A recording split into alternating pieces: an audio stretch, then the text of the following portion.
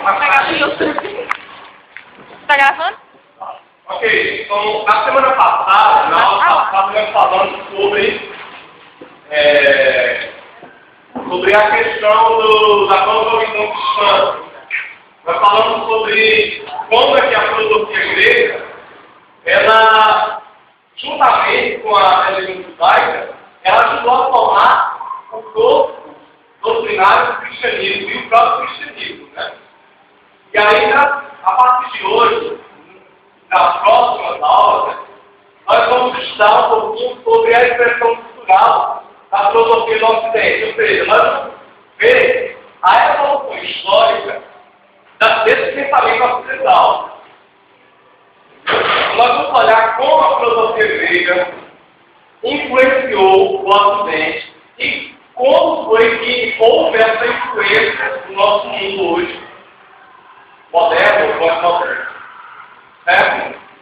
Aí, mas na filosofia grega, quando nós vamos estudar o pensamento da filosofia, nós vamos ver alguns períodos. Não está assim no livro. Eu coloquei para vocês entenderem, né? Para vocês perceberem como é que se organiza mais ou menos o pensamento do homem ocidental. Certo? Aí, o primeiro período que nós vamos analisar desse pensamento do homem ocidental, da formação desse homem ocidental, é o período pré-socrático. Né? É o período pré-socrático, que é a partir do século V a.C. Aí a gente chama de período pré-socrático, porque foi o período em que os filósofos, né, tinham suas posições antes da filosofia de Sócrates. Então, antes de Sócrates nascer, esses filósofos eram chamados de filósofos pré-socráticos, antes de Sócrates. Certo? Então, aqui, nesse período, aí aqui tem a atividade filosófica, enquanto a abordagem racional, aí eu vou perguntar racional por quê? Porque a atividade filosófica era, nessa época, já uma abordagem racional. Por quê? Meninas que estão conversando. Por quê? Porque a abordagem era racional. Racional vem de quê? Racional. Meninas, racional vem de quê? Razão. Da razão. Então, é racional porque vem da razão. Ok?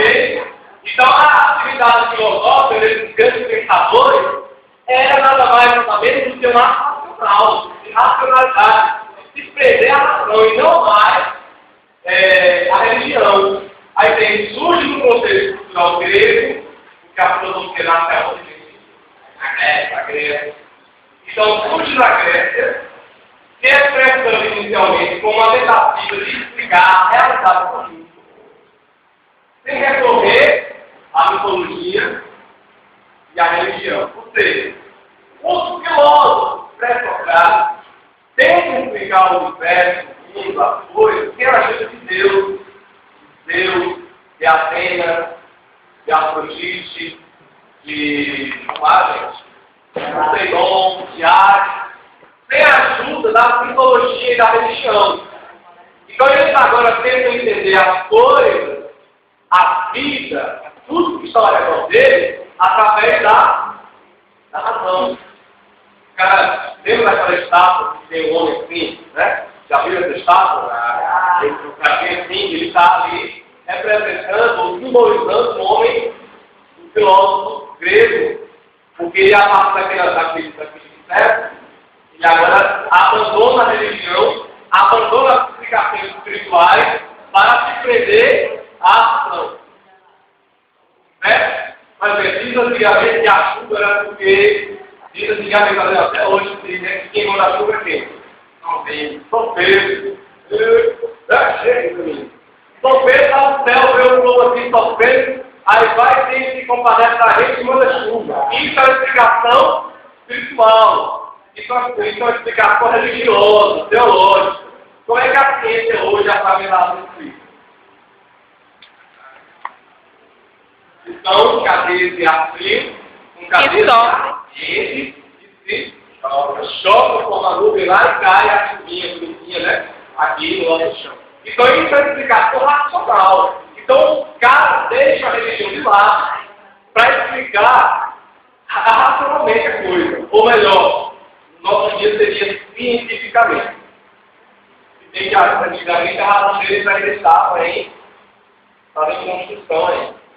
Nessa época pré-socrática, surgem dois tipos de filósofos. Quais são os dois tipos de meninas atrás de Marx? Quais são os dois tipos de filósofos? Chegaram a ser pré-socráticos. Ideológico. O que é que eles vão tentar fazer, eu explicar, ideológico? Eles vão tentar explicar, ideológico, a natureza.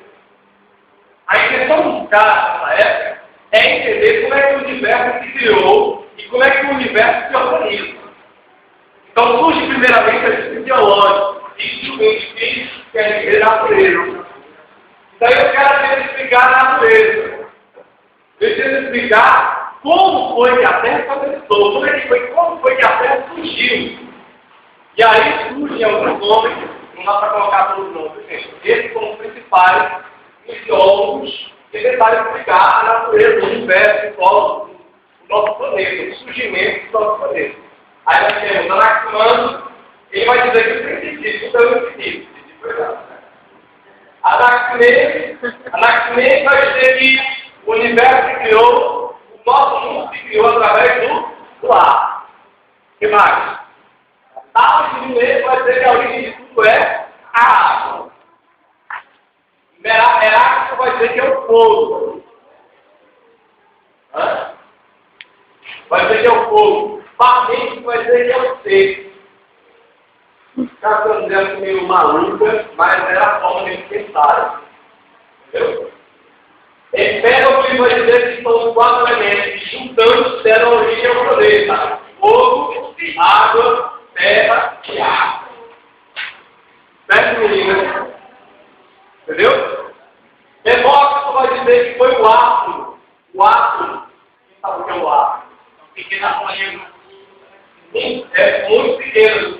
Então ele já tinha uma noção. Eles não tinham visto até então o átomo. Na verdade, ninguém viu o átomo, né?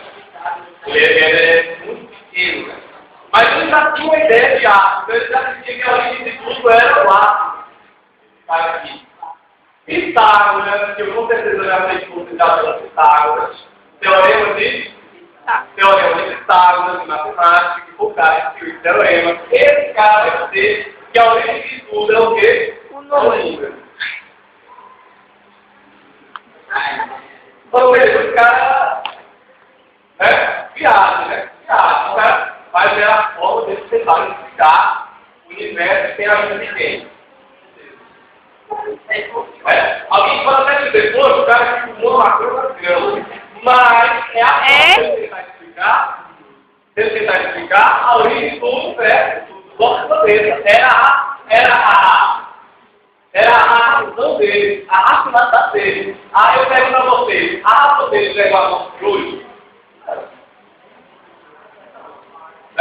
Aí o segundo tipo de filósofo que tinha na época, são os sofistas. O que é que os sofistas ensinavam? O que é que eles se preocupavam? Eles se preocupavam com a natureza, eles se preocupavam com o quê? Hein, gente? Eles aqui se preocupavam com a natureza, explicar a natureza, eles se preocupavam com o quê? Com as pessoas. Então eles a sua preocupação vai voltar para as pessoas.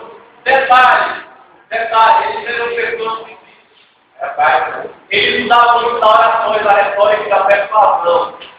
Só que eles não se importavam em procurar uma. Verdade. Ou seja, para eles, não havia verdade absoluta. para esses caras aí. Entendeu? Então, esses são os dois grandes filósofos da era pré-socrática. Alguma contribuição? Seu dinheiro não. Hã? Seu dinheiro não. Certo. Agora nós vamos estar o período. Qual o período agora, gente? Qual o período agora? Período Socrático. Socrático vem de quem? Sócrates. Né? Ou seja, esses caras aí foram os que mais contribuíram para a filosofia que nós estamos hoje. Eles criaram a chamada metafísica. Então, esses caras eles já estão assim, aceitos todos os lugares. Né? Poucos. Entendeu? E aí, o primeiro grande filósofo socrático, do período socrático, que era esse período aqui, 5 ou 4 anos, foi Sócrates. Sócrates dizia que acreditava que havia uma verdade absoluta, e essa verdade poderia ser conhecida. Ele era totalmente contra o entendimento sofista e que não existia uma verdade. Não existia uma verdade. Sócrates não. Ele disse sim. E como é que ele usava, como é que ele entendia que essa verdade podia ser conhecida? Através de um método chamado Maíus, que era aquele método de você fala uma coisa e pergunta, por quê? Como? Por quê? Como? Aquele questionamento, ele começava a questionar através de várias perguntas até chegar ao entendimento da verdade. Esse método ele chamava de Maíus. Certo? Outro grande filósofo do período socrático que foi Platão. Esse aqui é o mais antigo. Gosto muito desse cara. Ele acredita no tal mundo das ideias. Você lembra daquele negócio do Logos? Quem é o Logos que fica na de aula? Logos. Existe o nosso universo, existe o mundo material, existe o mundo das ideias. Quem é? Por exemplo, para Platão, antes disso aqui existia uma ideia, tá? O mundo das ideias. É no paraíso não. É no mundo das ideias. Então ele vai dizer que lá no mundo das ideias, tinha uma coisa dessa flutuando. Uma ideia de uma merda. Essa ideia veio, né, se manifestou e transformou-se. Então, tudo que existe para Platão estava no mundo da ideia. Você estava onde essa casa? No mundo das ideias. Até o exemplo de Juliana tinha que fazer, né? Estava lá, quando, de repente ela vai ter o mundo da matéria e se transforma em Juliana, né? Então é assim, do mesmo jeito é esse caminho que mulher adulta, estava lá, o mesmo, das ideias, e Não sei. Hã?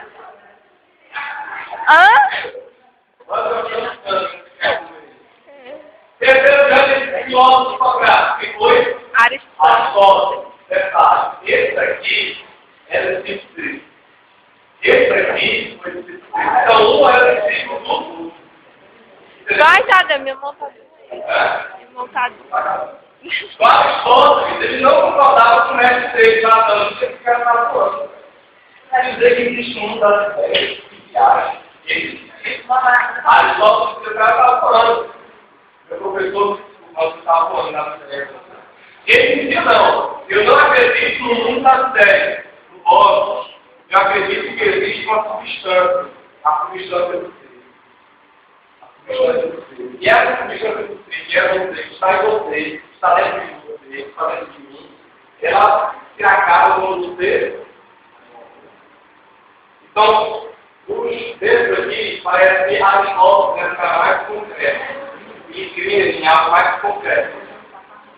Certo? Yes. Alguma dúvida? Go. Alguma dúvida? Hã? Dá um oi aí pra mim. As meninas que estão conversando também, ó. Ó, conversadores ali.